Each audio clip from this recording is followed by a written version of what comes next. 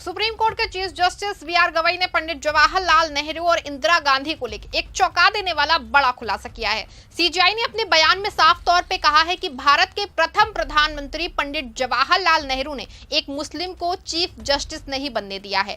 CJI Gavai के इस बयान के बाद जहां एक और चर्चाओं का बाजार गर्म है, दूसरी ओर जो है कॉलेजियम को लेकर भी नए सिरे से बहस छिड़ गई है। सीजेआई गवई ने ये बात क्यों कही है कि पंडित जवाहरलाल नेहरू ने क्यों एक मुस्लिम को चीफ जस्टिस नहीं बनने दिया, ये सब कुछ मैं आपको अपनी इस रिपोर्ट में बताने वाली हूं। साथ ही इस पर भी चर्चा करेंगे कि सीजेआई गवई ने इंदिरा गांधी को लेकर क्या कुछ कह दिया है। नमस्कार, आप देखना शुरू कर चुके हैं 4 PM और मैं हूं आपके साथ सिमरन। दोस्तों, अभी एक महीने पहले बी.आर. गवई ने सीजेआई के रूप में सुप्रीम कोर्ट की कमान संभाली है। वो वक्फ जैसे बड़े मामले की सुनवाई कर चुके हैं और कई बड़े और अहम केस को भी देख रहे हैं। हालांकि इस बीच सुप्रीम कोर्ट में गर्मी की छुट्टियां चल रही हैं और सीजेआई साहब इस समय यूके के राउंड टेबल में हैं और विशेष चर्चा में भारत से जस्टिस विक्रम नाथ और यूके की सुप्रीम कोर्ट की जज बैरोनेस कार और जज जॉर्ज लेगेट के साथ हैं। यहाँ पे सीजेआई गवई ने अपने भारत की न्यायपालिका की स्वतंत्रता, कॉलेजियम और न्यायालय पे बाहरी दबाव को लेकर चौंका देने वाले खुलासे किए। बता दें आपको, हर दौर में भारत में कॉलेजियम और सरकार को लेकर मामले तनावपूर्ण रहे हैं। मोदी सरकार भी कॉलेजियम को लेकर के कई बार सवाल उठा चुकी है। आपको याद दिला दें कि 78 स्वतंत्रता दिवस पे पीएम मोदी ने कॉलेजियम को लेकर के लाल किले से भाषण दिया था। माना जाता है कि कॉलेजियम को समाप्त करके national judicial appointment commission act को लाना चाहती है, क्योंकि अब तक की सरकारों का मानना है कि कॉलेजियम में वो भाई भतीजावाद ज्यादा है, क्योंकि 4 सीनियर जज चीफ जस्टिस मिलकर ही कॉलेजियम को चलाते हैं और इन्हीं की सिफारिश से नए सीजेआई और सुप्रीम कोर्ट के बड़े फैसले किए जाते हैं। बता दें आपको कि 2018 से अब तक 7 वर्षों में देश की विभिन्न उच्च न्यायालयों में 78% जज स्वर्ण जाति से बनाए गए हैं। उनके अनुसार 715 जजों में से केवल 22 एससी श्रेणी से आते हैं, वहीं 16 एसटी और 89 ओबीसी जाति से आते हैं। इस दौरान 37 अल्पसंख्यकों को भी जज बनाया गया है। बता दें आपको, आरोप लगता रहा है कि जजों की नियुक्तियों में देश के कमजोर वर्गों को निधि देने में कोताही की गई है। ऐसे में कॉलेजियम को लेकर हर सरकार और सुप्रीम कोर्ट के बीच कुछ ना कुछ तल्खी रहती है, लेकिन वहीं दूसरी ओर अगर सुप्रीम कोर्ट की माने तो सरकार की ओर जजों की नियुक्ति में कहीं ना कहीं सरकार की ओर देखना पड़ता है। ऐसे में न्यायपालिका की स्वतंत्रता भी प्रभावित होती है। इस यूके में सीजेआई गवई ने भी इसी मामले पे अपनी राय रखी, जिसमें उन्होंने खुलासा किया कि जस्टिस सैयद जफर इमाम साल 1964 में ही भारत के पहले चीफ जस्टिस बन गए होते, लेकिन पंडित नेहरू ने उनको पहला मुस्लिम सीजेआई नहीं बनने दिया। कहा जाता है कि जफर इमाम को खराब स्वास्थ्य का हवाला देकर उनको चीफ जस्टिस नहीं बनने दिया गया, जबकि उनकी जगह पीबी गजेंद्र गचकर को नियुक्त किया गया। वहीं 1977 में जस्टिस HR खन्ना को इमरजेंसी के दौरान सरकार के खिलाफ फैसला देने पे नजरअंदाज कर दिया गया। जस्टिस खन्ना ने अपने ऐतिहासिक फैसले में कहा था कि आपातकाल के दौरान भी नागरिकों के मौलिक अधिकार खत्म नहीं होते, जिसे तत्कालीन इंदिरा गांधी सरकार ने पसंद नहीं किया। इसके बाद 1993 और 1998 में सुप्रीम कोर्ट ने ये तय किया कि मुख्य न्यायाधीश और 4 सीनियर जज मिलकर कॉलेजियम बनाएंगे, जो जजों की नियुक्ति की सिफारिश करेंगे। सीजेआई गवई ने यूके में दिए गए संबोधन में कहा कि 2015 में सुप्रीम कोर्ट ने नेशनल जुडिशियल अपॉइंटमेंट कमीशन कानून को रद्द कर दिया, क्योंकि ये न्यायपालिका की स्वतंत्रता को कमजोर करता था। ये कानून केंद्र सरकार ने कॉलेजियम की जगह लागू करने की कोशिश की थी।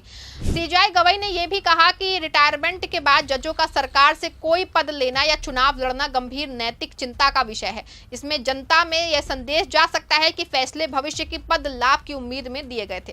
सीजेआई गवई ने कहा कि न्यायपालिका के पास स्वतंत्र न्यायिक समीक्षा का अधिकार होना चाहिए, ताकि वो ये तय कर सके कि कोई कानून या सरकारी कार्य संविधान के अनुरूप है या फिर नहीं।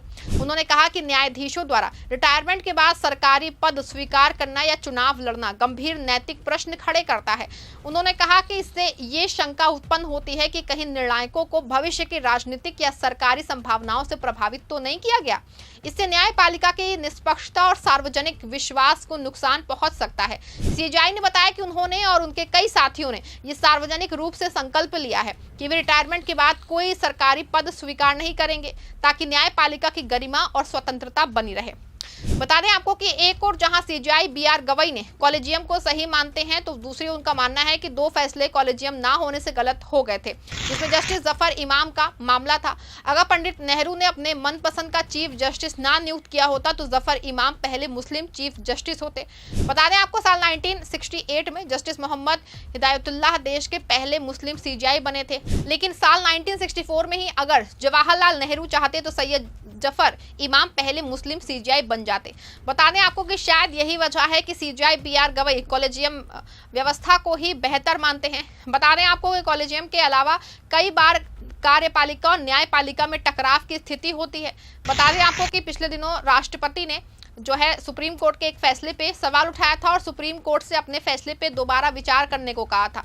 राष्ट्रपति द्रौपदी मुर्मू ने प्रेसिडेंट और गवर्नर के लिए डेडलाइन तय करने का जो है उस पर सवाल उठाया। राष्ट्रपति मुर्मू ने पूछा कि संविधान में इस तरह की कोई व्यवस्था ही नहीं है, तो सुप्रीम कोर्ट कैसे राष्ट्रपति उपराज्यपाल के लिए बिलों पर मंजूरी की समय सीमा तय करने का फैसला दे सकता है। मुर्मू ने सुप्रीम कोर्ट से 14 सवाल पूछे। मुर्मू ने राष्ट्रपति और राज्यपाल की शक्तियों, न्यायिक दखल और समय सीमा तय करने जैसी बातों पर स्पष्टीकरण मांगा। ये मामला तमिलनाडु गवर्नर और राज्य सरकार के बीच हुए विवाद से उठा था, जहां गवर्नर से राज्य सरकार के बिल रोक के रखे थे।